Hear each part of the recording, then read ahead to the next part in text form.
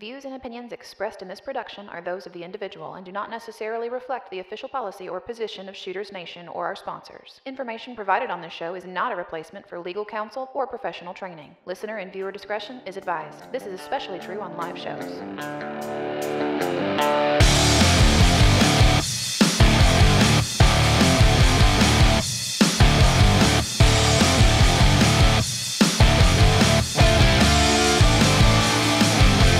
Welcome to the Shooters Nation podcast, the show created for you, the armed citizen. Join our hosts and subject matter experts as we talk about guns and gear, practical training and knowledge, Second Amendment issues, and the firearms culture. Be sure to join us after the show at shootersnation.com and become part of the Shooters Nation.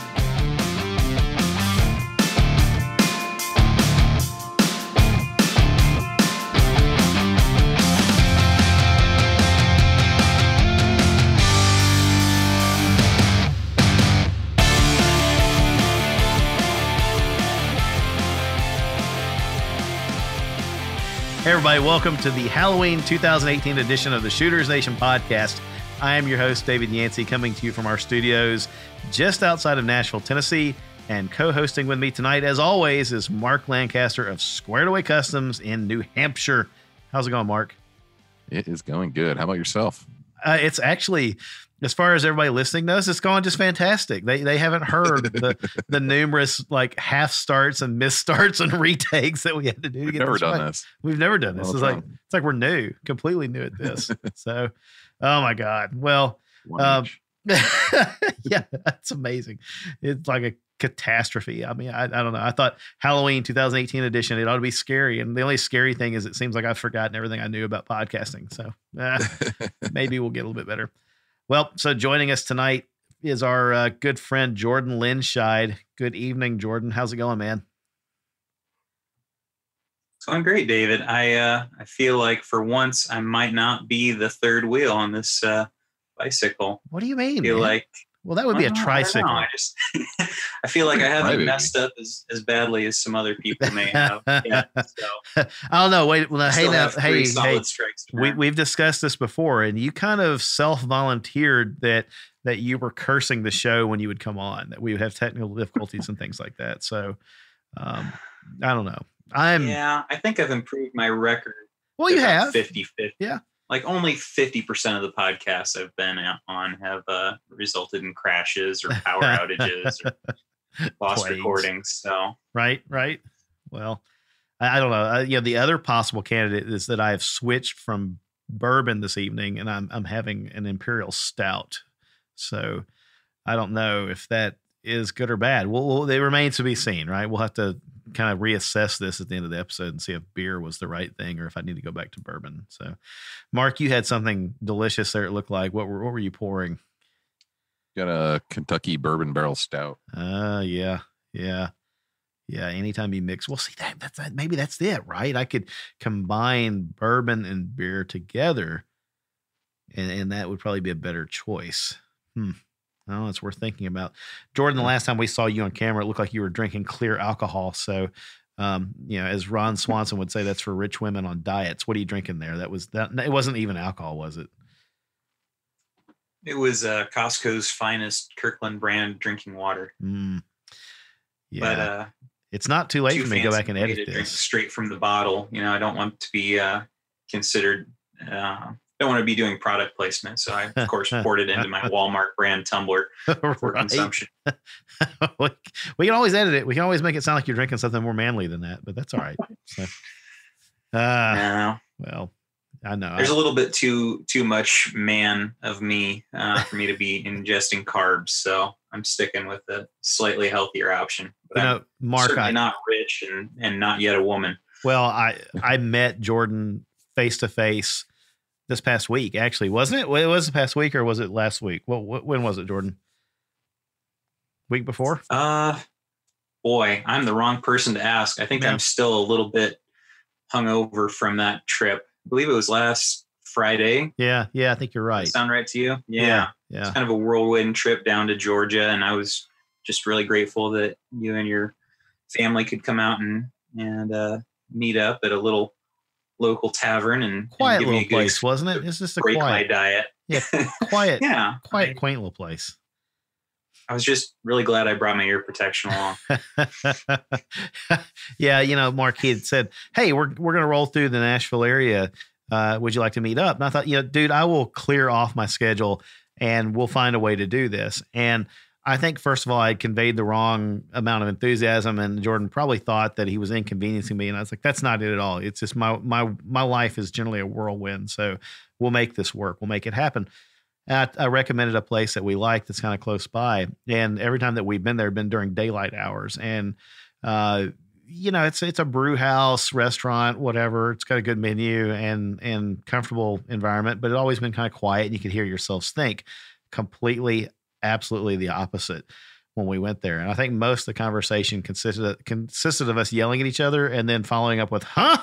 And so, yeah, it was pretty bad. So I think I enjoyed the conversation with Jordan. I frankly don't know what he even said. So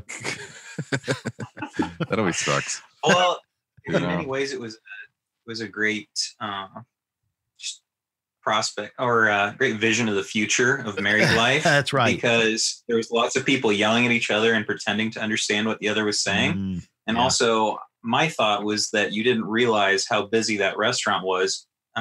Simply because you haven't been able to get out of the house since having your most recent child. There's truth. There's a lot of truth in that. It was, that's kind of the impression I drew. I was like, so this is what I have to look forward to. Yeah. I mean, I started a podcast so I could pretend to have friends. That was pretty much it. So, by the way, the latest check bounced. I don't know if there's. Yeah. Well, I'll have to make sure that we send you a transfer then. So. No, it was good to sit down and chat with you and your lovely fiance, and we enjoyed it. The conversation that I imagined that we had in my head was pretty good. So I hope that you guys imagined a similarly good conversation, considering we really couldn't hear each other. But it was fun. So it was good to see you guys, and it's just kind of neat to finally put a in-person face with a name and hang out. You were taller than I would have imagined too, by the way. So there you go. Oh. Yeah. Right. See, well, thanks. Making you feel good about my yourself. one redeeming quality. All right. Okay. So I guess, Mark, we kind of mixed up the intro, and that's caused us some challenges, I guess is the right way to put it. But, so a little bit of business to take care of on the front end. Everybody, we want to remind you that you can connect with us after the show at shootersnation.com, where you can contact us and send us feedback and sign up for the Shooters Nation Mail Blast mailing list. You can also follow us over on Instagram as @ShootersNationRadio and on Facebook.com/ShootersNation. While you're over at Facebook, be sure to sign up for the Shooters Nation community, and that's where you can interact with us. As fun as that sounds, other listeners and some of our guest SMEs, you'll even find Jordan there. And unlike the restaurant that I chose, you'll be able to read what he's saying or hear it or something. You just won't get a good impression of how tall he is. Finally, if you like what you're hearing, you can support the show and make future episodes possible by becoming a Patreon patron at patreon.com/ShootersNation. There was a lot of P's in that. But you can help support the show for free also by leaving us positive reviews on iTunes, Spotify, Google Podcasts, YouTube, and all the other fancy places that you find good podcasts. So be sure to do that for us. We really appreciate it. Now, with all that out of the way, just kind of check in with you guys. How's your week been going, Mark? Last time we talked, you had been kind of crazy for you the past few weeks. So has it slowed down any or? Yeah, it slowed down a little bit, but we're still crazy. So when business is slow this week, it doesn't mean that production's slow, because production's always busy, right? So there's never really a slow time, I guess we should say, because we always try and keep our lead times as minimal as possible and let stuff going out the door as fast as possible. So there's never really a slow time for us. Well, since we've talked, the new Polymer 80 CL has come out, right? So how are you guys doing with that one? We've had a few of those come through the door. Made one for myself, made one with a friend when he was here. The PF 940 CL, which is a 19 grip, 17 slide Polymer 80. Quote unquote, is commonly known as what the Glock 19X should have been. And yeah, it's great. I mean, it's exactly as cool as you think it is. It's that 19 grip, so you can conceal it really well with that 17 length, so you get the little bit better velocity, a little bit longer sight radius. So it's kind of a win-win. Very cool. Jordan, how about you, man? What have you been up to other than traveling all over the United States? This week has consisted of lots of time spent outdoors, farmers market, selling the last few watermelons of the season and picking all kinds of pumpkins and gourds and squash and standing out, getting October suntan and wind rash for 5 hours while not really managing to do more than cover my gas and labor costs. So it's not been a bad experience, but just kind of into the point of the time of year where I once again realized that I'm not getting any younger, and I live in a place where the air hurts my face. Right. So just facing my own mortality, but I really can't complain. It's feels good to be busy. Yeah. So. Well, I guess that's an interesting tidbit is, you've been doing quite a bit of agricultural work the past year. So, prior to that, I know you're traveling around a lot doing industrial type stuff. Do you miss one, or are you happy with what you're doing currently, or do you kind of miss the industrial settings, or? I do. It was a very technical and challenging job, and that made it rewarding, but I don't miss sleeping in a different hotel bed every night. Oh, yeah. And I don't miss Canada. I still haven't followed through on burning my passport, but once I figure out which bag I've left it in, I might just do so. Oh, me. Yeah. Well, being home every week and the same bed and stuff, that's probably a huge positive. So just got to find you a way to get into slightly warmer climate so you're not outside in the Great Plains of freaking Iowa. So yeah, come to New Hampshire. Yeah, that's right. Yeah, I hear it's much better there. It's balmy. It's a balmy tropical climate. Most people don't know that about New Hampshire, but it is. It's like I complain about being outside in the cold, but honestly, that means I can go shooting. I don't have to worry about sweat in my eyes and, my hand guard burning my gloves off and all those other things. I can actually get out and practice and enjoy myself. You just have to worry about windage. The biggest benefit. What's that? I said you just have to worry about windage, right? Because, Yeah. Definitely. My week has pretty much been more of the same. Really had hoped that I would go shooting last weekend, and that just did not play out. And, it's unusual. We're recording on a Saturday right now, and normally by now I would have been out and gotten some shooting in for the weekend. And once again, just didn't. I had way too many other things going on. So I don't know if I can break away tomorrow and do it between church and other activities. We'll see, but it's just not shaping up for it. And to make matters worse, we're bearing down on the end of the month, and the range that I use locally is closed the first full weekend of every month, which means I've got like one more weekend opportunity to do this, and then I'm hosed for another week. So anyway. It just kind of is what it is. No shooting for me lately, which is kind of a bad confession to make for a guy that has a firearms related podcast. So it's a lot of dry fire. Yeah, I'm saving on ammo. I've got like 8 50 round boxes of 9mm left. And boy, have I been making that stretch. So it's just a lot of dry fire. All right. Well, guys, so what we decided that we were going to do for this episode was kind of celebrate Halloween, because it'll be releasing roughly just a few days before. And I thought it would be fun and a little bit cheesy to do a trick and treat for firearms owners, or things that we think suck eggs and things that we'd probably be perfectly fine to find in our Halloween candy bags if we were out running around. This is a really cheesy concept, so my apologies. But I don't know. I was trying to tie it in. I couldn't think of anything else good or ghoulish, or, I'm not creative. So, but the premise is basically this for the listeners. Each of us are going to take a turn, and we're going to talk about products or services that we've seen marketed to the firearms community, and it's not necessarily recently. It could just be stuff over the the past few years that we've made mental notes of that. We saw it and we're like, oh my God, really? They're making that? And then some of them will also be awesome things that anyone would be glad to own. And but again, the others are going to be heinous tools of the devil designed to take good money out of your wallet in exchange for crap. So that ought to be fun. We always like trashing stuff. Everybody loves a good train wreck. So,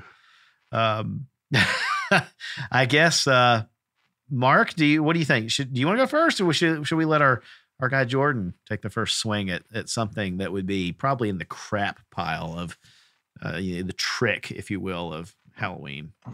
I like to hear what Jordan thinks is in the crap pile. Yeah. Jordan, what about it, man? You got something you want to throw out there and roast on for a few minutes? I do. There's a product that I've been thinking about quite a bit the past few months. I've actually been outfitting several of my defensive rifles, just trying to make sure that they're set up in same or very similar configuration for familiarity. And because my ARs are at least the ones I would use in a defensive situation are actually pistols or firearms, it's led to some interesting investigations into different foregrips. Okay. I believe would be the category. Right. And so as I'm practicing my Google foo, one that repeatedly showed up was I believe it's a Riker fist grip. You guys familiar with this? I think I've seen it. I'm going to go Google it just so I can visualize the greatness of it. You may want to clear your search history after typing that in. Just be careful, children. I'm sure safe search is turned on. Yeah, the Riker fist grip. It's I'm just thinking about all the ways that could have gone wrong. Yeah. Okay. Yeah. Well, and there's another. I believe it's called the tack sack. That's probably I've seen that one. Similar. Yeah. Actually, I would probably prefer that in terms of functionality. But anyhow, the Riker. Yeah, but the difference is the tack sack is clearly like a novelty thing, right? It's not a real thing. Absolutely. It's just a joke. But No.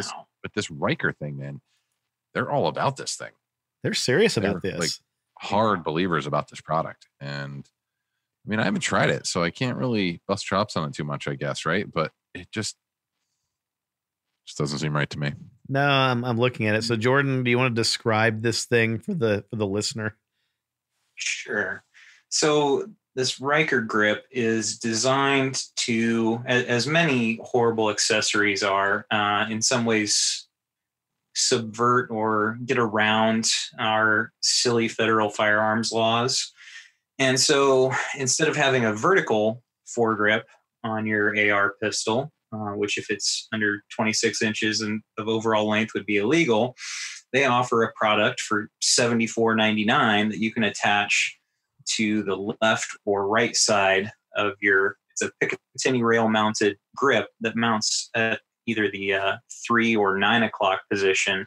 And the intention is that you grab it with your support hand, and it's oriented. I don't even know how. I mean, you can imagine it's hard just to grabbing describe this thing. Ball. Yeah. I don't like. It's hard to give a good description that people could envision it, but it's essentially a ball, or and it does look like it would be contoured to your hand. But just imagine taking an AR pistol grip and attaching it from the side to your handguard, so that you don't actually have a grip mounted underneath your barrel. You have it mounted to the side. Right. And they claim, I mean, I don't know. It's unlike any other grip system. It's pretty expensive compared to competitors, and it makes your gun really bulky. Yeah. That's kind of one of the things I don't like. It's already hard enough, especially if you have a folding adapter on your gun.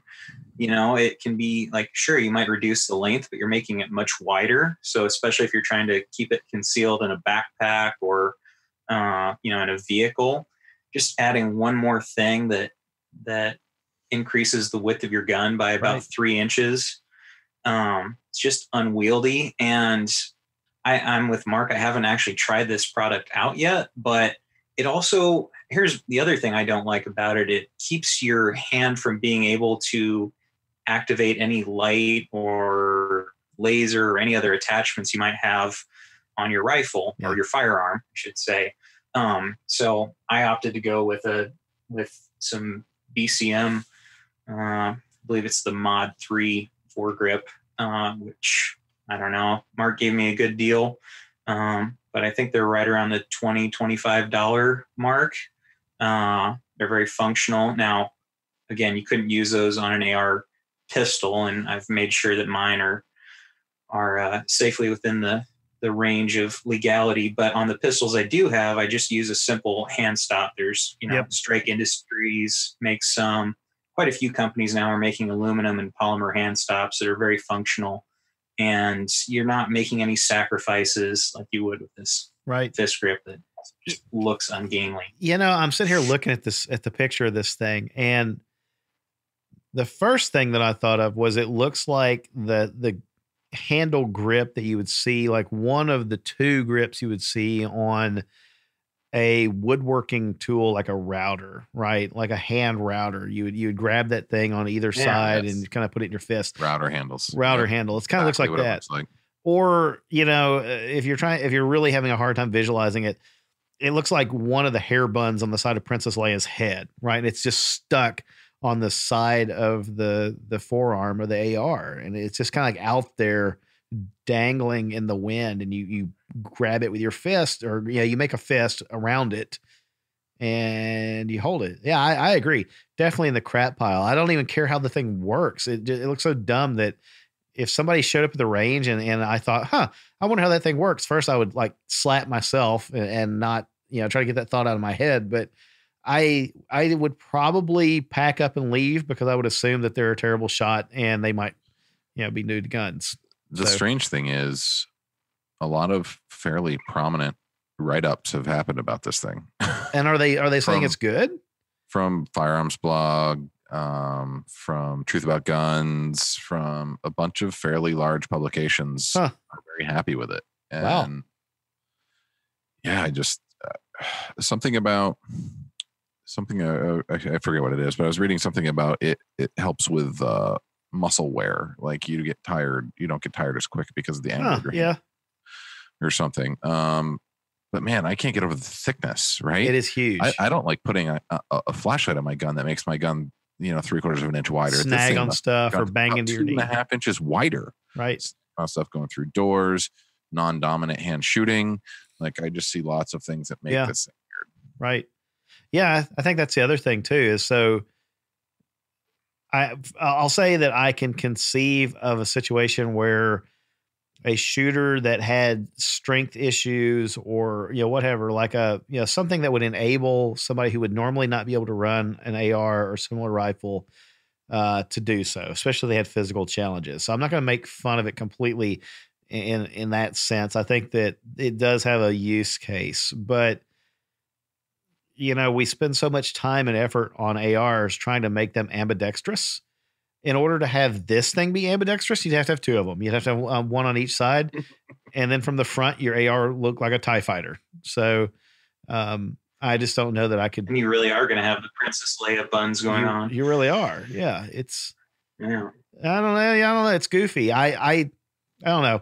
I guess I should try to not be super critical, because it's always nice when companies innovate. And last episode we talked about the Alien pistol. If those folks hadn't taken a chance, Laugo Arms, had they not taken a chance to do something innovative and new and unique that looks completely weird, we wouldn't have had this thing to talk about last week. And I think it's gonna be a fantastic firearm. But yeah, I'm with you, Jordan. This is bizarre. I don't know why I would do it if I had other options.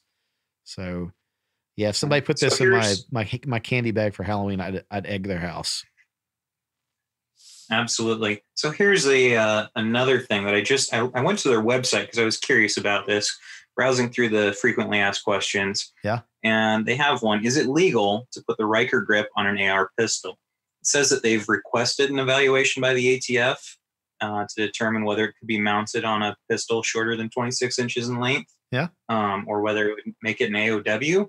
And it says, we will publish the formal response when received. We are unable to offer specific legal advice on the installation of the Riker grip and recommend that all users research and comply with applicable state and federal laws regarding use and installation. So the main purpose for this accessory, it still has yet to be determined, or at least I haven't published anywhere that I can find a formal opinion from the ATF. That's not good. Yeah, especially for somebody with a pistol. I don't know. Maybe the agent that received it got fired. I mean, at the end of the day, it says grip in its title. True. Yeah. Right. Very true. I mean, grip is what's illegal on a pistol, right? Can't be a grip. Yeah, that's very true. Yeah, I guess, for a hand stop or an angled hand stop, something like that. Most of the photos I'm seeing of this, Jordan, are actually on rifles. They're on either short barrel rifles or on carbines. And I actually found one picture where somebody had mounted it to what looks like a Remington 870 pump shotgun with a Magpul furniture set, and it's right there on the side of the pump. Again, I don't know, man. For somebody that had a physical need to use this, I would be supportive of it. For anybody else that bought it, I'd probably look at them like, why? So I'm with you. It's goofy. Not to say that it's not good. It's just goofy. It's abnormal. Right. It's abnormal. Yep. Okay. Mark, what about you, man? You got a trick for the old trick or treat conversation? Oh, one that always stands out in my mind. And, I was going to say that, one of the ones is that the nuts or the sack or whatever the hell that thing is. The tack sack. The tack sack. Yep. It's just ridiculous. It's just stupid. It's a waste of time. It's a waste of energy. There's no benefits to it. I mean, I guess you get some laughs, but man, there's that. But the one that sticks out, that's been out for years. Yeah. And I still don't understand how it's still there, is the freaking bayonet for your pistol. Oh, yeah. And it's made by, I think, like Laser Light or Laser Max, or who is it? Laser or something. Come on. Like, it'd be one thing if it was like a robust piece of equipment that you could literally use as a bayonet if needed. Right. Like if you thought that was a good idea for whatever reason, but it's not that either. I mean, it's made from cheap plastic. The mounting system is garbage. The thing only costs like $19, I think. It's super cheap. I forget exactly how much it costs. It is the Laser Light pistol bayonet K-bar mini survival knife, and it's $20. $19. Yeah. I can think of a lot better things to do with $20. I don't know. So, I mean, along the same line, have you seen the Meat Hammer magazine base plate? It is like a spiked base plate that you can put on a Glock mag, so that when you when you butt stroke somebody and beat them unconscious with your pistol, you can really do even more damage. It looks dumb. So I don't know. I have to ask myself if the pistol bayonet wasn't created as a gag, and then they sold more of them than they thought they were, and they're like, well, hell, let's just keep selling these things, right? So I don't know. Here's an interesting thing. I saw a video I think this past week that I want to say, and if I'm wrong about this, I'll go back and I'll edit this podcast before it goes out, right? But I want to say that there was a video that was done with Rich Graham, a Full Spectrum Warrior, where they were doing like an active shooter scenario in a school. The aggressor in the scenario training situation came in. Of course, he's all padded up, had a helmet on, had other pads on to keep him from being hurt. Rushed into the room. The responder was in the room on the other side of the wall where the aggressor couldn't see him. The aggressor cleared the doorway, came in. The responder immediately grabbed the rifle and used his own pistol to begin just punching the living crap out of the guy, like in the neck and the upper torso. And the purpose of that demonstration was your pistol makes a pretty darn good impact weapon, right? So I get that, but I don't get the bayonet. So. And like I mean, like Troy, I think it's Troy Industries has I think it was called their medieval muzzle device. And there's a lot of companies out there that have muzzle devices that are knurled up with the intentions of striking. Yeah. Because there's quite a few different platforms out there that people train on striking with your muzzles. There's another one from a company called All Star Tactical, who's actually a buddy of mine out of New York, and his is like razor sharp, the tips of it, and they're twisted. Right. So like if you were to enter flush, it would like twist and rip. It's just nasty, and it's so nasty that he dips them in wax because he can't find packing that won't tear up. Really? Ship. Oh wow! They're dipped in wax like a bottle of Maker's Mark. It's pretty cool. That is pretty cool. Yeah, I have bonus points for that. Well, but the meat hammer, you know, one thing I'm seeing like great, fine and dandy until you go and do a tap rack. Oh yeah. You know what I mean? You have all those. You'll only do that once. Medieval knurled spikes pointing out the bottom of your mag, and you have a click, fail, tap, rack, and you're bleeding. Right. You know, like, come on. Yeah.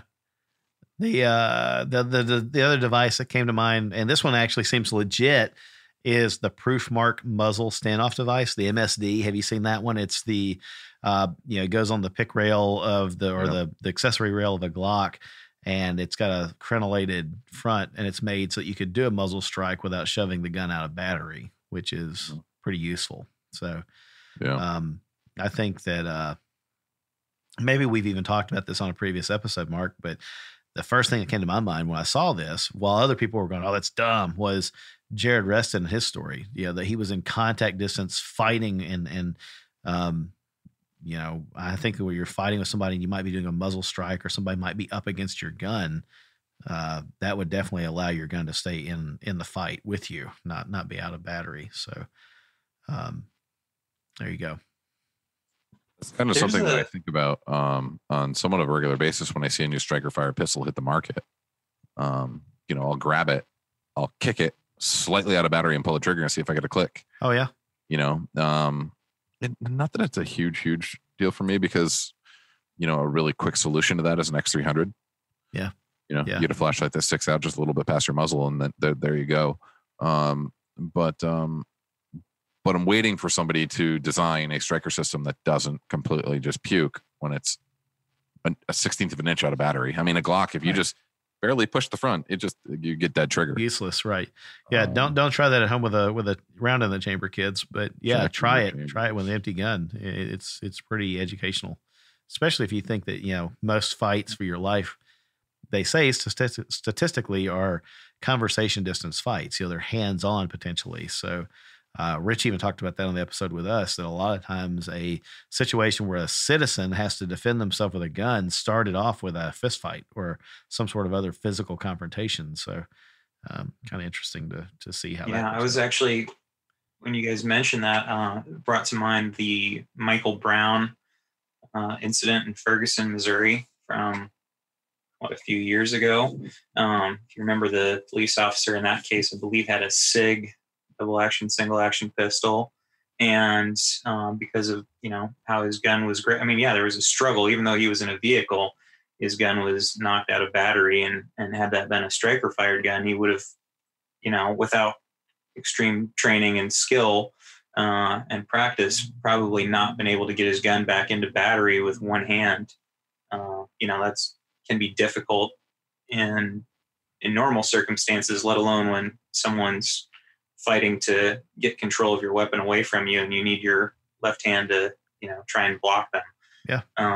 So, accessories like that, I can see being very useful. It's something that, I'm just like, that's one of my concerns with kind of transitioning between hammer fired and striker fired guns. I could see that being useful, but boy, are there a lot of accessories out there that are kind of marketed or promoted as having the benefit of keeping your muzzle clear. Oh yeah. And yet they're just, well, I guess one good example would actually be a gift that my former favorite cousin gave to me. After this, not so much, but there's I believe it's NC Star makes, and I'm sure there are multiple other companies that market these. NC Star makes a little weapon mounted light that's also crenulated.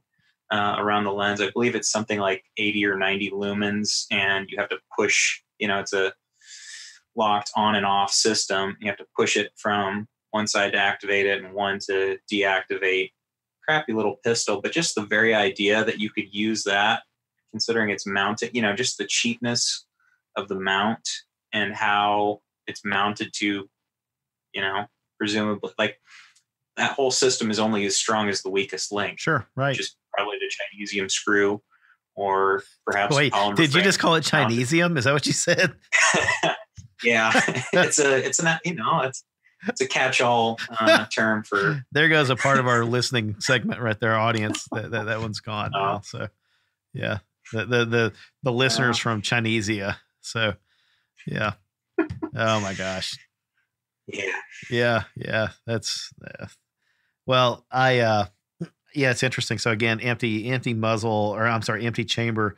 I had my M&P compact, M2.0 compact out, cleared it, and tried the out of battery thing with it. And it actually just pressed against the palm of my hand where I could feel the slide moving back about a 1/16 of an inch, could still pull the striker and break the sear and fire. But any further back than that, it was out of the fight. So, Mark, on the X300, you're adding quite a bit of extra length there on the bottom of the gun, which is the reason why it works as a standoff device. But for a holster, does that seem to add enough length in the wrong place so that it's uncomfortable for inside the waistband use, or what are you hearing from people?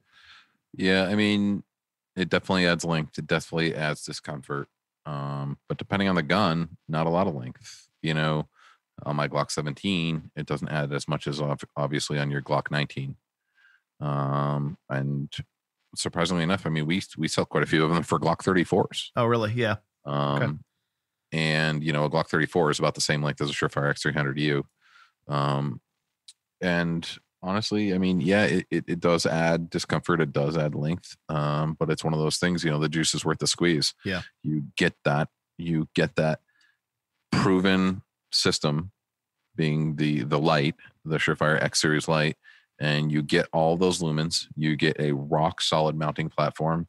You get great controls. You get long battery. You get, like I said before, all the lumens. You get all of that. So like I said, the juice is worth the squeeze a little bit for most people. I can tell you that for a long time, I really struggled, and I'm not picky about comfort. But I struggled carrying, because I carry appendix, carrying appendix with an X300U, because it literally adds 1.5 inches to the most uncomfortable region that you face carrying appendix. Right. And that's it. The gun sticking you in the inner thigh when you're sitting. Yep. And that's where the big challenge was. And I've gotten used to it now, and now it's part of my EDC. But it wasn't easy. It wasn't an easy thing to overcome. But for me, it's worth it. I want to have a light on my gun if I can. That's to contribute and work hand in hand with my handheld. Right. Not all light situations require me pulling my gun and turning a light on. So having a handheld to support it is definitely important. Yeah, I was looking at a picture of a Glock 34 with the X300U on it, and the Glock 34 is identical in length to my Glock 19 with the primary machine comp on it. So it would come to the end of that, and actually it looks like the flashlight comes just a hair past it, maybe a 1/16 to 1/8 of an inch longer, but it's pretty darn near the end of it. So it's a yeah, I don't know. I might have to try that out. One happy coincidence that I found is that my Glock 19 with the comp, because the comp vents out to the sides and up, it does not allow the gases to come down like just shooting, at the end of a threaded barrel or an open barrel would. So my dirty up your lens. Yeah, it doesn't dirty up the lens. My TLR7 stays, clean. So very, very interesting tidbit. I mean, one thing's for certain. I don't think that the length provides any more or less discomfort when carrying strong side, though. Yeah. I don't carry strong side. I haven't since probably 2012. Okay. Wow, it's been a long time. I didn't realize it's been a long time. I've been strictly appendix. But thinking about how it works, I mean, when it's not poking you anywhere, right? It's actually moving away from you. Yeah. So maybe a bit more of a printing issue than a comfort issue for strong side. Yeah. But I mean, if I carry strong side, I'd have the biggest stinking light I could get on my gun. Oh yeah. Always. Yeah. Corey thought I was kind of stupid when I asked him for the Glock 19 with the comp. So I said, "Hey man, make it 34 size for TLR7, right?" So this wasn't, I think, David, stupid. This holster is going to look really stupid. Okay, well, yeah, about the same.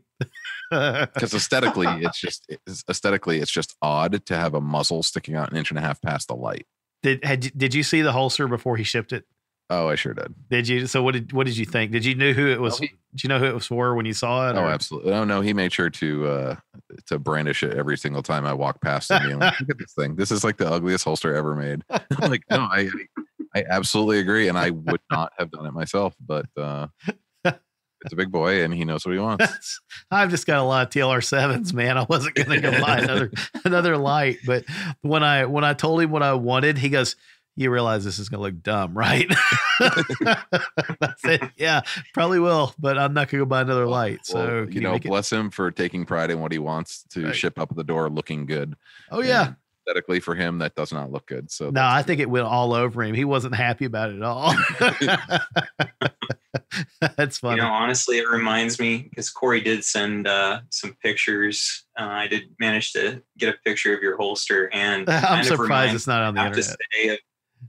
I have to say it reminds me of that the meme of the person that goes to Starbucks and says their name is, or McDonald's or wherever, and says their name is Steven with a PH. Right. Their receipt is marked PHTEVEN. Yeah. Steven.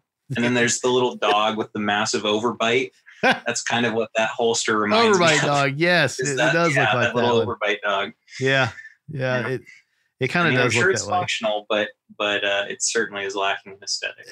He tried really hard to make it pretty, and it's just not. So it works. But hey, he actually cut the Kydex in such a way that it doesn't print too badly, which is kind of fun. So, all right. Well, we're actually at midpoint, and I haven't even had a chance to talk about my crap yet. So, and believe it or not, it's not the holster that we just described. So what we'll do is we'll take a break. We'll run a commercial, and we'll come back, and I'll tell you what I think is stupid in the firearms accessories world.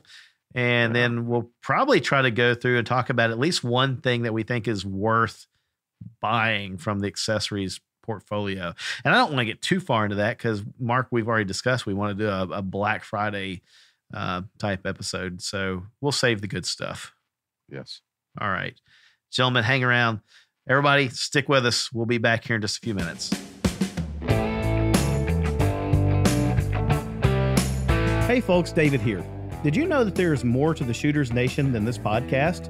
Mark and I are working hard to knit together a community of well-informed, responsibly armed citizens who are well prepared to face the worst days of their lives. We would like to invite you to join us and the other listeners on our various social media outlets and become an active part of the Shooters Nation community. You can find us on Instagram as @ShootersNationRadio. And if Facebook is your thing, you can find us there at facebook.com/ShootersNation. While you're there, be sure to click on the link to join our Facebook Shooters Nation community. And as always, you can head over to shootersnation.com for more listener resources.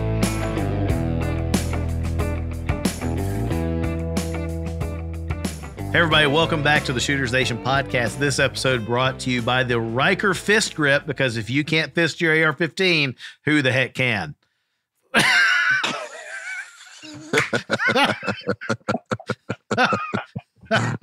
Was that a bit of improv right there? It was I've been sitting on that one since we went to break. You wrote it down too, didn't you? I did not write it down. That one's I've literally been sitting on it. I've been dying to get that one out. you need to go comment that in their Instagram once their head explodes. It will be. It'll be the new thing. Yeah. Fist your AR-15 before the politicians do. Come with a complimentary bottle of frog lube. That's right. I have no idea what we were even doing now. Slip 2000. Oh my gosh. All right. Well, so I promised that when we came back, I was going to talk about a crappy product. So this one is not in the realm of consumer products, I don't think, but I had to talk about it anyway, just because it's super absurd. But it's called the Corner Shot. And so if you haven't seen the Corner Shot, let me read you a bit of their advertising verbiage. It says that the Corner Shot can change the nature of relevant operations by providing security forces with an effective tool to accurately pinpoint and engage a target at minimal risk to their personal safety. What they don't tell you is that this thing is made for shooting around corners. And I don't know if you guys have seen this thing, but it looks like, I don't even know what it looks like. It looks like the cross between a High Point, a VP9, one of those Glock systems that you put your Glock into that makes it a carbine. Yep. And I don't know, like a ransom rest almost. I mean, it's bizarre, right? And like a GoPro. We can't leave out the GoPro because it's got a camera in it. But I think my favorite part of this, I mean, why this is so absurd, is that one of the pictures I saw was from a Discovery Channel expose on it, and it has what looks like a Muppet cat that you can put around the Glock. And so that when you peer around the corner, it can look like a kitty cat's peering around the corner at you, but it's not a kitty cat. It's a Glock inside of a kitty cat. Oh my gosh. But the thing is, it looks like a stuffed animal. And so obviously you would want to be laying on the ground, but can you imagine, like, if you're the bad guy walking down the sidewalk and up above, like 4 feet off the ground, a cat peers around the corner at you, like floating in midair. That wouldn't give it up at all, right? So it's like, why is Mittens floating in the midair? So, I honestly have to say, if I saw that cat or that puppet floating in midair, I would honestly be more tempted to shoot at it. Fire. Yeah, it's a higher chance that I'll be shooting at that. Some sort of demon possessed. Oh gosh! So I'm going to have to bleep this, right? So I'm making a note right now that there is going to be a censoring happening on this episode, because the reason that I really wanted to add this in, the description of the photo cracked me up more than anything else, was, I'm going to read it to you folks. Remember, I'm bleeping this out. So there's a picture of Mittens the cat, like stuffed over. So first of all, the Glock is shoved up Mittens' hind end so that like it's like really just the worst day of this cat's life. And he's got a smile on his face, so I guess that's fine. But they shoved the Glock unceremoniously up Mittens' hind, and I guess you got to blow the rounds out the stuffed cat's head. But again, the caption on the blog entry where I saw this was, and I quote, "For sake, they sell a Muppet cat you can use to disguise it." And I was like, that's it. That's going in the show. So first F-bomb in the show history. It was, yes. And so thankfully I'm bleeping that out. But when I saw it, I was like, accurate description. That's exactly what I was thinking when I saw this picture. So I don't know what other practical uses there are for this, but for all the career criminals that are listening to this show, if you see Mittens the cat peering at you from around the corner and he's head height, he's not a giraffe, he's not a cat, it's a Glock shoved up a cat's hind end. I don't even know how to describe this. It's terrible. Man. Somebody put thought into that. So. For a little as I'm looking at this product, one concern I have is stability. I'm just wondering, mental stability, or could it be managing recoil? Well, just the platform, and I'm wondering, could it be useful to fist Mittens? Well, clearly it is useful for that. An extra contact point for stability. Extra leverage. Yeah. So. Yeah, it looks like a ransom rest with a pivot in the middle of it that allows you to flex the thing at 90 degrees, left or right. And necessity is the mother of invention. I think this thing came from Israel, which maybe they've got taller cats there. I don't know. I'm really, really concerned with one thing. Two things. Well, I'm concerned with the whole thing. Why is there a sling swivel screwed into the back of the slide of the Glock? I don't know. You're right. I see it. Or is that a sling swivel, or is that an auto sear, do you think? At one time I thought it was a hammer, and I was like, okay, they've got this thing all janky. Like, this is some bad Photoshop. But I saved the image and I zoomed in. It's a sling swivel. Oh my goodness. It's on the That's not how this works. No, that's not how any of this works. Why would you put your sling there and not on the thing? Like, it's this is weird. I want to talk to somebody that's actually used this. More importantly, I want to talk to somebody who's had this used on them and survived it. So if you're a bad guy and you've used this, or if you're Mittens the cat and you're still alive, I want to talk to you, Meow. You see in the bottom there, and you hover over and it says pistol housing traveling handle foregrip. Oh, it's a fist grip. It looks like a place that you would like magnetically attach a spoon. It kind of does. I keep looking at it. I was like, is that where the spoon goes? Can't unsee that. Or spork, combat spork. But those are like normally titanium, and that wouldn't. And let's not forget about one thing here, folks. Yeah. This is an SBR. It is truly an SBR. Once again, showing you that law enforcement is above the law, and they can use SBRs like this and tread on your cats. I don't even know where to go with this anymore. I've completely wrecked it.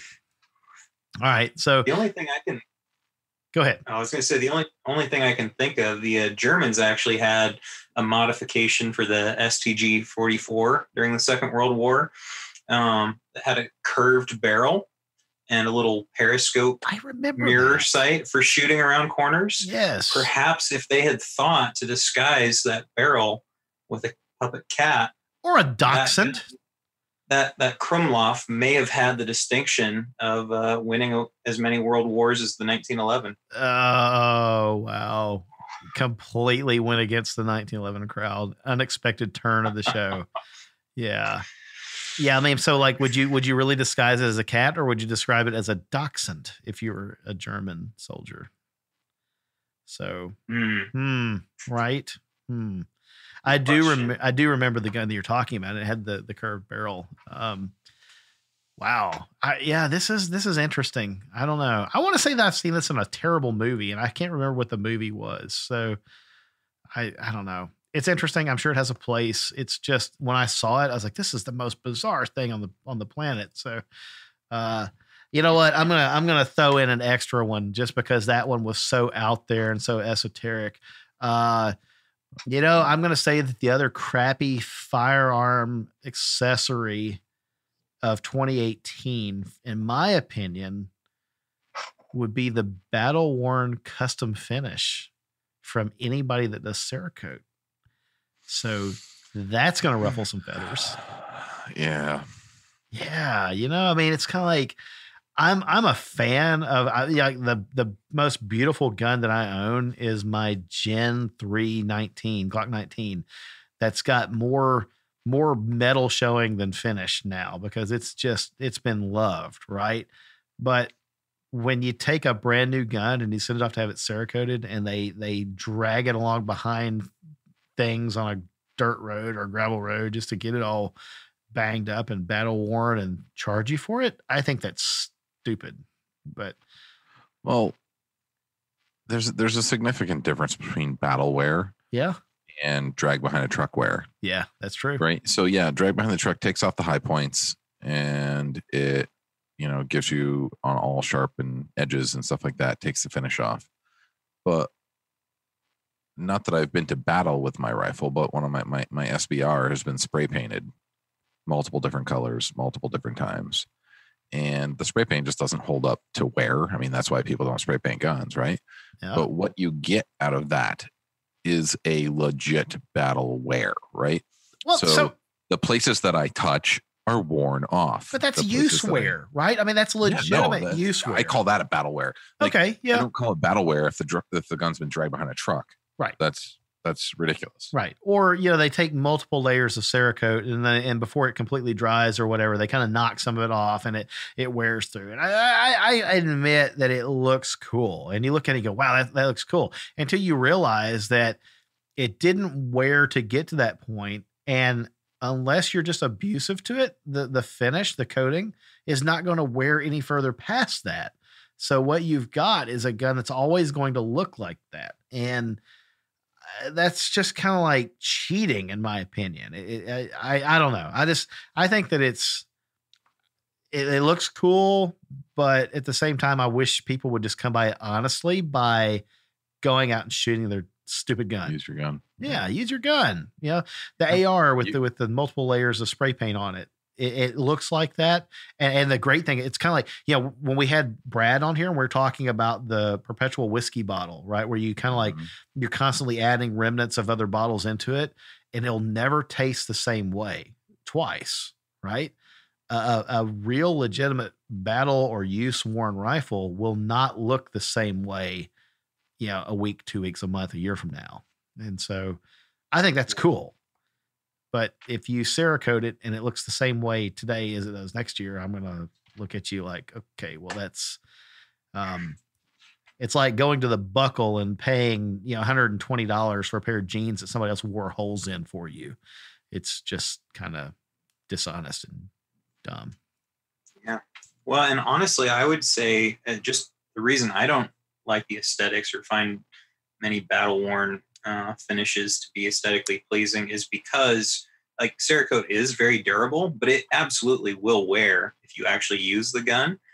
And I've seen a couple people that bring guns into the shop, my local FFL, and you can see that they have a distressed or battle worn finish. Yep. That's actually worn in the areas that you see normal wear, and it makes the rest of the gun look even worse. It's not pleasing to the eye at all. And you can tell, where the finish, and again, when you do distressed finishes, especially with Cerakote, that's, as you mentioned, multiple layers, and it's going to be more expensive. It's a more time consuming process. Sure. So you're paying a lot of money to get a finish that if you actually shoot your gun and practice with it is going to end up looking like trash. You should, you might as well spend that money actually out using your gun and giving it its own patina and wear, and then when it gets to the point where you've got too much bare metal showing through, go get it refinished in a solid color or what, I don't have any problem with pattern, but might as well get a coating for durability, not for aesthetics, because that wear is going to come over time no matter what you get. Right. Our buddy Jason Demo, previous show guest, Mark, you had talked about him having the ugliest Glock on the planet. He's since had it done up, and it actually looks really cool. Different scenario there where he's had a battle worn finish put on it, and it's a theme, right? But the gun previously, with all of its different layers of spray paint and stuff on it, was actually really cool looking because that guy uses his gun. I just.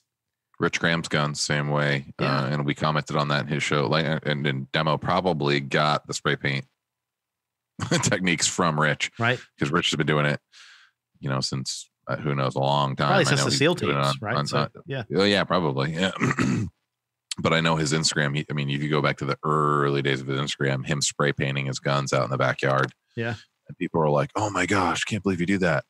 But he goes over some different techniques with colors and balances and using netting as breakup and some cool techniques and how to do it correctly and have it come out good. So you're not so anxious about spray painting your gun.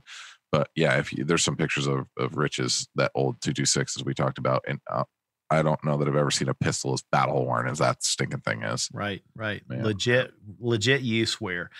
Yeah. I think that if you're going to have it distressed as it's a showpiece, that's one thing. And I think if you're going to have it distressed because of a theme, Yeah, I've seen some that are like, patterned after the Deadpool comic book character, and a few that are, Jason's is done after kind of a Star Wars theme and stuff.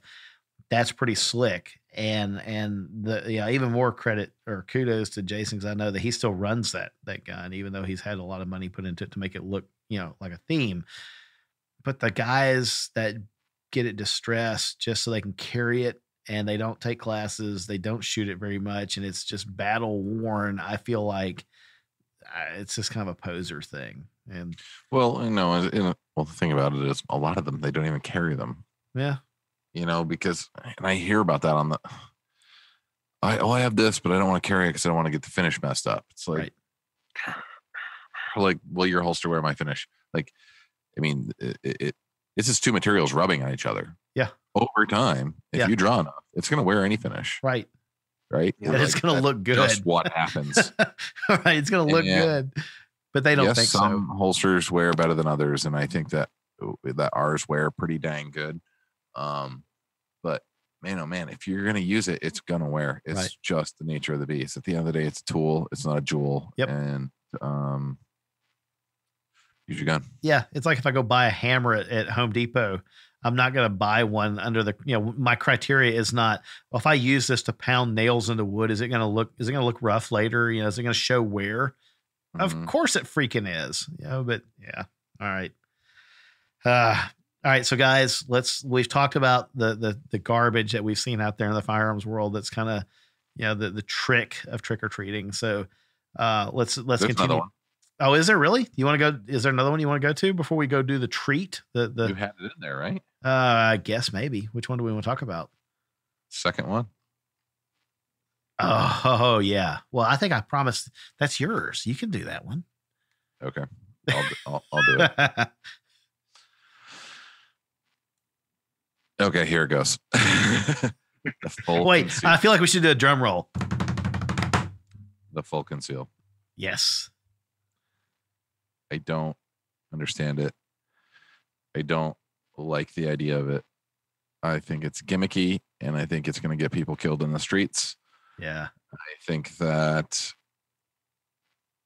and I know that the people that actually make it or manufacture or design it anyway, a full conceal high up person was making some very significant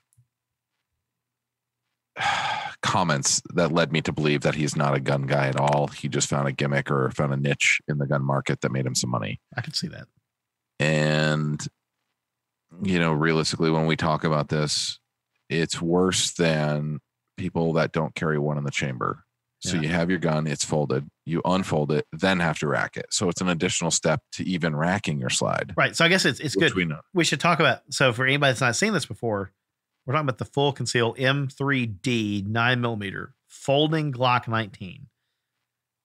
And it's made so that, I'm trying to find an easy way to describe this. The trigger guard is actually a hinge, and the grip is hinged at about the point, like right behind the trigger, like where the grip kind of meets the frame, which is hard where your strong hand thumb would ride. Yeah, exactly that. Right around just a slightly above the mag release, and so this thing allows you to fold it in half, but it doesn't make it any smaller. Right. So yeah, my rant is long and it's obnoxious. But so there's the we already know it's wrong, to not carry one in the chamber. If you're going to do that, if you're going to carry a gun, carry one in the chamber, because you're not going to have time to cock your gun, period. Yeah. 99% of the time you're not going to. It's just, it's fact on what's happened in history. So you're certainly not going to have time to say, excuse me, bad guy, while I unfold my weapon, then charge the slide to put it around in the chamber and then shoot you. So there's that. Another thing that I don't hear anybody talking about, but one of the very first things I think about, because I take Glocks apart with my eyes closed, and I put them back together, every single piece part, everything. They're plastic and they're pins, and they're plastic pins. And with this system, there's a lot more pins and a lot more plastic, and there's much more there's more moving parts. Yeah. This thing has only been out a year. What's going to happen when these guns have 10,000 rounds to them? Oh, they're not gonna make They're it. gonna fall apart. First You of know all, what I I don't mean? know that anybody's gonna buy this and actually shoot it that much. You know, I'm just like long-term use. I don't believe this product is gonna hold up.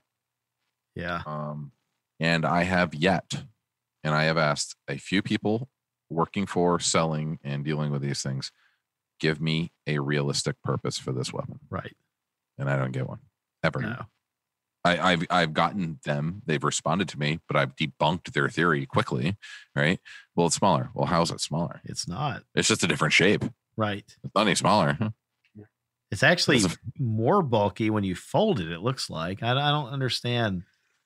It's like the part size. of the reason for that is they include a the 21 round or 21 round magazine. Yeah. Because when it's folded, then it's roughly the length, the slide length and the magazine length are roughly the same. So it just kind of ends up like a weird blocky rectangle that sure you can drop into your pocket, but now like I don't even advocate, and I don't think either of you would, pocket carry of a normal handgun.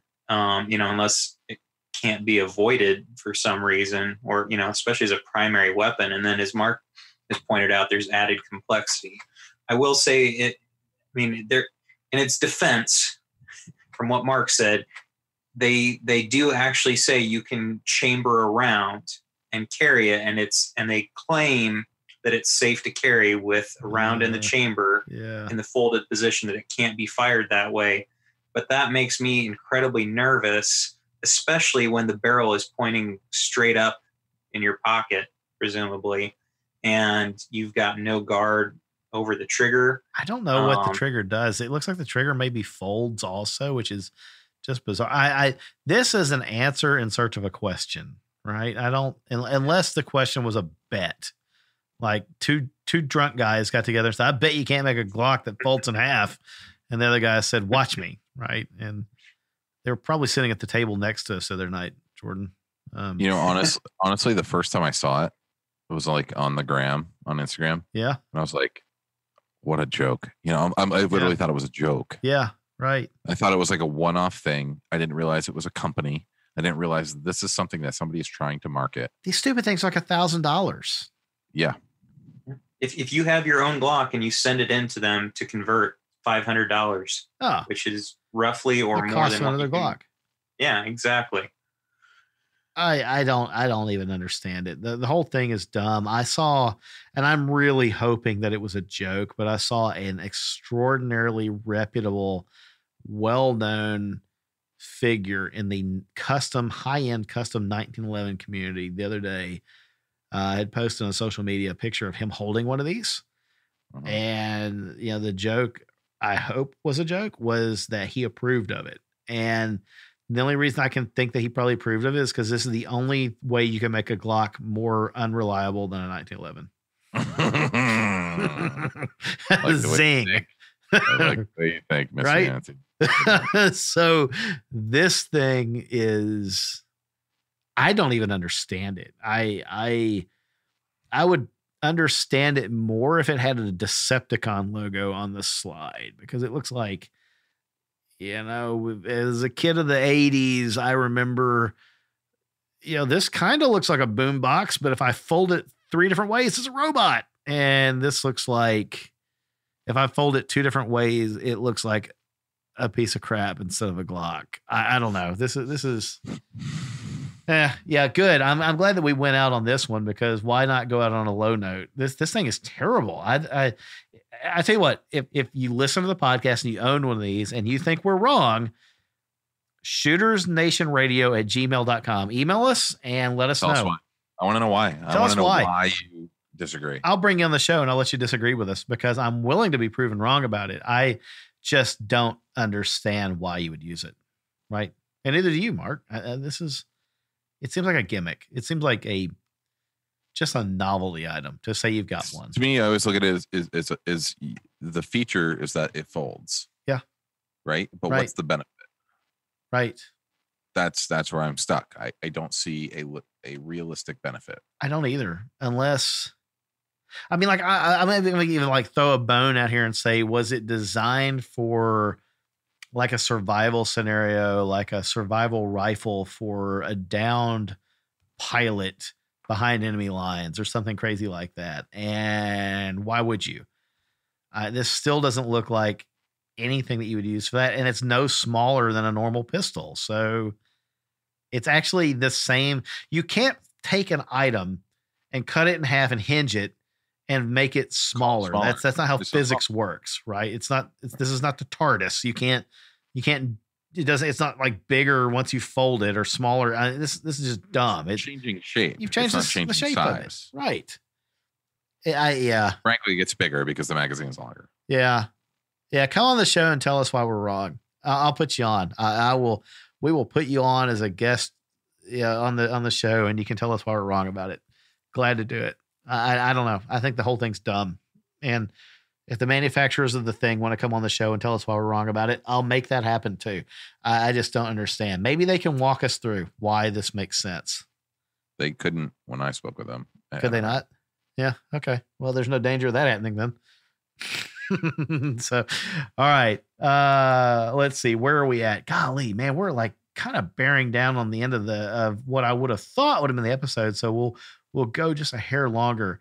I want to go on a positive note. So, gentlemen, do you each have an item of like an accessory or a firearms good or service, a product or service that is worth owning right now? It's worth spending your money on. Do each of y'all have something like that in mind that we can talk about quickly? Okay. Mark, why don't you go first? Small company, new to the market. It's called Cloud Defensive. Okay. They make a mount that holds on to your tape switch for your flashlight on your carbine or your rifle. And it holds the tape switch in place onto a M-lock or key mod or pick rail. And it holds it in place and also gives you a place to tuck and hide the wire, so it's not getting snagged and ripped. It's a super awesome product. It's super reasonably priced. It's made in the USA. It's a neat little thing that the industry has needed for a long time, but nobody's focused on until they did. There's that. Very cool. They also have another product that's coming out next month. Okay. And it's called the OWL. OWL is an acronym for Optimized Weapon Light. It is going to be a very, very awesome product. I think it's been probably, about 18 months in the making. They have made it to be producing over 1,500 lumens. Wow. The tape switch isn't existent, but there is a pressure pad that mounts to the pick rail or whatever on your light, but it's also one piece with the body of the light. So there's no wire. You take the front bezel off, you take the tail cap off, you can swap sides. So it is a left-handed or right-handed. This is the reversible one I've seen from them, right? So it's lefty or righty. Yeah. Yep. Yeah. Super neat little features like taking the tail cap off, using the end of it. It's also the tool that adjusts the nut to clamp it onto your pick rail. Oh, isn't that cool? It's ultra bright, all the lumens. So they say integrated pressure pad, lightweight. I think it's going to be a super huge win. This may be the most innovative weapon light thing I've seen in a long while. I'm excited about that. Yeah. All right. Very cool. Yep. Jordan, what about you, man? A product that's worth having to go out on a high note? Boy, you're not going to believe this, but Mark totally stole my thunder. Did he really? That's exactly what I was going to say. I have actually purchased 3 of their CDLCS Cloud Defensive Light Control Switch mounts for Streamlight HLXs, and I've been attaching them. That's one thing that you guys covered it quite well in the AR-15 episodes, and it's I played around with different weapon mounted lights for handguns and just not been real comfortable carrying it. It hasn't been comfortable, especially transitioning to appendix, carrying a weapon mounted light on my handgun. And I've also found a couple handheld lights that I've been very pleased with from Olight. But for my rifles, obviously you don't have, having a handheld light is difficult at best. Now, maybe if, Riker could somehow integrate a light into their fist grip, might make some sense, but no, it's so, and just recently I've done quite a bit of varmint hunting, out in our fields. We've had groundhogs and a badger, just tearing the fields up. And it's been incredibly useful to me to have a practical application for a weapon mounted light, on a rifle. Right. And that CDLCS, that cloud defensive tape switch mount makes all the difference in the world, for easy activation. I mean, in my case, I have a Streamlight. They make tape switches for several Surefire products as well. Maybe one other company. Mark would probably know better than I do. But it's that, having a good light is a good force multiplier, but the tape switch that comes with the gun, they give you a little adhesive pad that I tried out, and that wore out pretty quickly, just riding around in my car. And you can also use zip ties, which are going to get brittle and break, especially being attached to your handguard. Right. And also I found that it was difficult to activate the tape switch reliably, with the provided little Picatinny, they're kind of rubbery plastic, mounts that come from Streamlight. And it's not that it was unusable, but it wasn't reliable. It wasn't confidence inspiring. And with the cloud defensive mount, you can, no matter where I press that tape switch, it's going to turn on every time.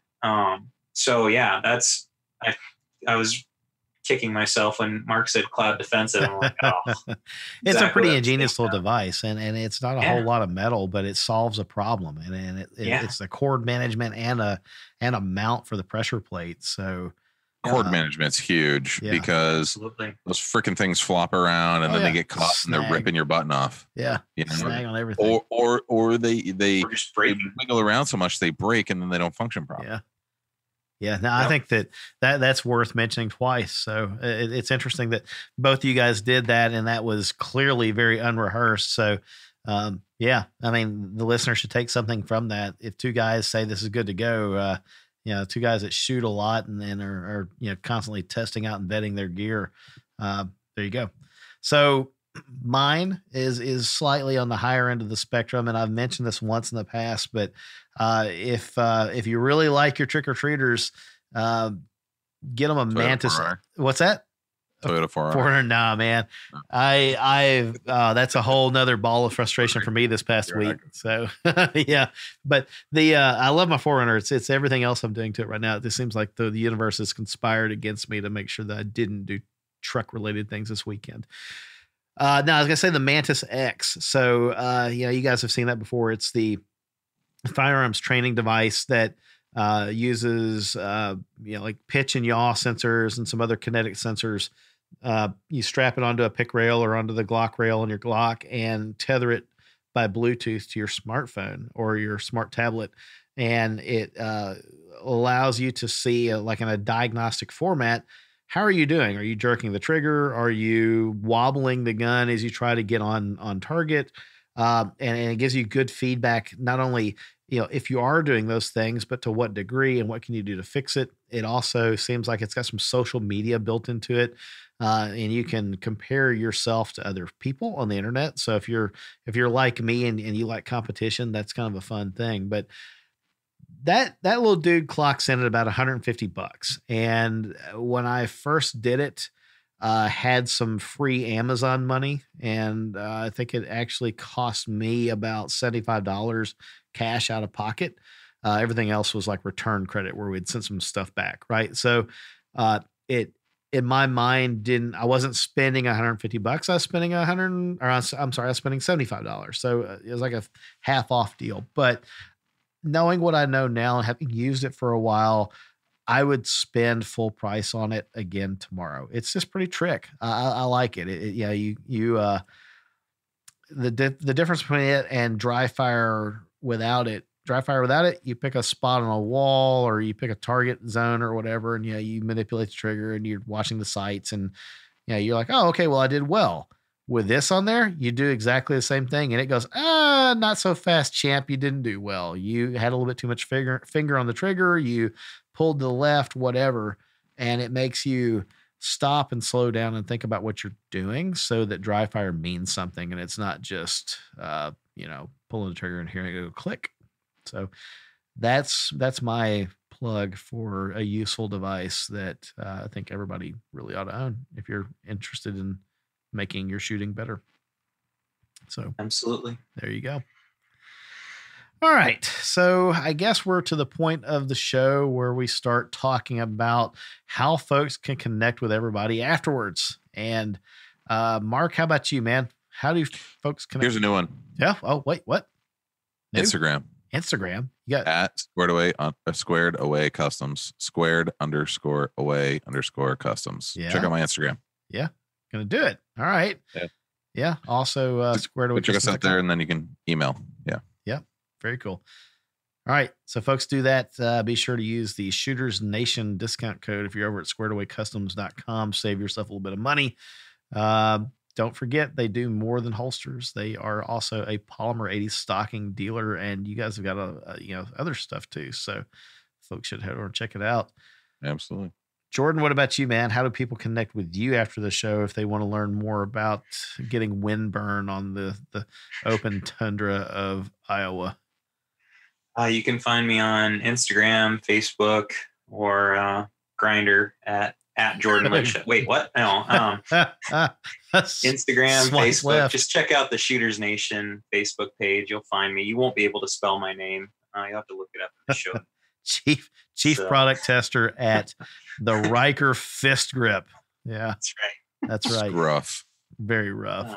Man, this show. I'm always happy to make new friends, and I love following people and seeing all kinds of awesome gun builds and whatever you've got going on. So, especially if you're a CZ fanboy, we can get together and compare beard oils and on Grindr and other oils.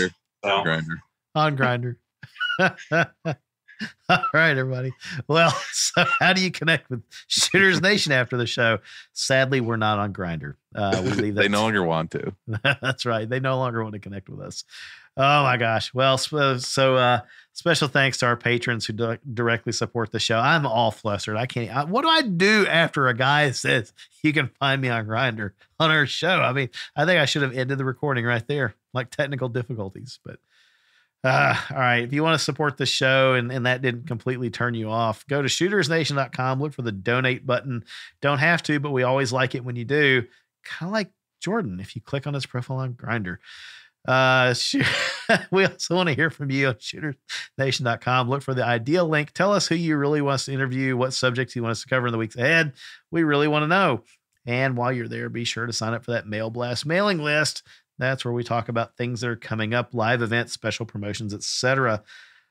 Gentlemen, this was interesting. I don't know what I expected for a Halloween show, so I think maybe next year we'll just stick to costumes and not talk about fist grips or Grindr.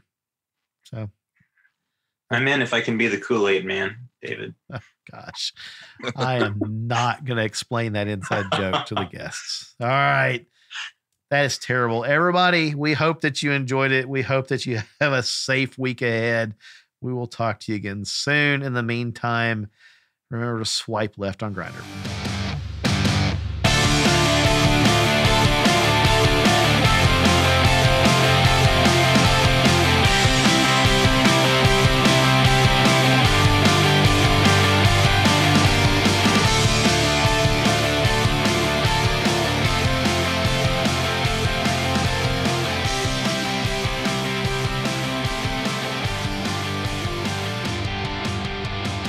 The preceding segment was a production of the Shooters Nation podcast. Visit us online at shootersnation.com.